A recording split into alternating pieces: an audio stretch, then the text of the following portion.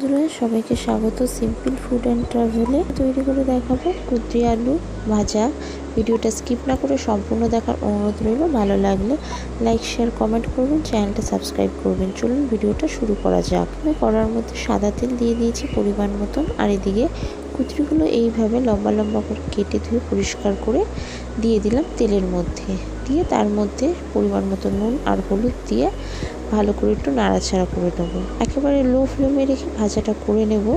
2-3 minute অন্তর অন্তর ভালো করে একটু নাড়াচাড়া করে নেব। আপনারা যারা চ্যানেলে নতুন ভিডিও দেখছেন অবশ্যই চ্যানেলটি সাবস্ক্রাইব করে দেবেন। এদিকে আলুগুলো লম্বা লম্বা করে কেটে নিয়েছি।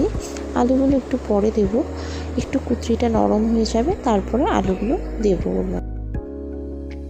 এখন কুদ্রিটা হতে অনেকক্ষণ সময় লাগবে, কুদ্রি ভাজা একটু টাইম লাগে হতে। এবার এর মধ্যে আলুগুলো দিয়ে দিলাম। আলুগুলো দিয়ে ভালো করে নাড়াচাড়া করে নিচ্ছি।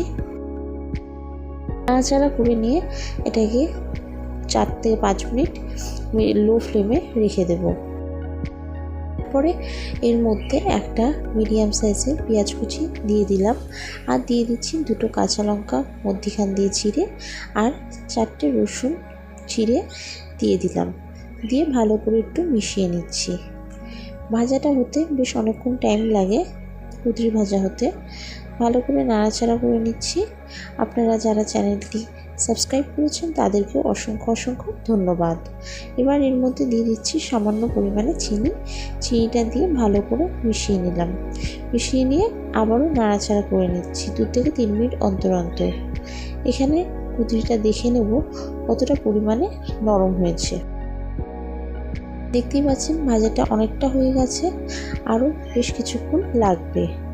এইভাবে কুদ্রি ভাজা গরম গরম রুটির সাথে বেশ ভালোই লাগে। আপনারাও তৈরি করে অবশ্যই কমেন্ট করে জানাবেন। এখানে আলু আর কুদ্রিটা বেশ ভালো মতন মোটামুটি নরম হয়ে গেছে। এখানে ভাজাটা প্রায় হয়ে গেছে। আপনারা কে কোথা থেকে ভিডিওটা দেখছেন অবশ্যই কমেন্ট করবেন। এখানে ভাজাটা অনেকটা হয়ে গেছে, ভাজাটা তৈরি হয়ে গেছে। এবার নাবিয়ে একটা প্লেটের মধ্যে রেখে দেবো। এখানে কুদ্রি আলু ভাজা পুরো তৈরি। আপনাদের ভিডিওটা কেমন লাগলো অবশ্যই জানাবেন। আশা করি ভালো লেগেছে। ভালো লাগলে লাইক শেয়ার কমেন্ট করবেন, চ্যানেলটা সাবস্ক্রাইব করে দেবেন, পাশে থাকা বেল আইকনে ক্লিক করে দেবেন। সবার আগে আপনাদের কাছে নিত্য নতুন ভিডিও নোটিফিকেশান গিয়ে পৌঁছায়।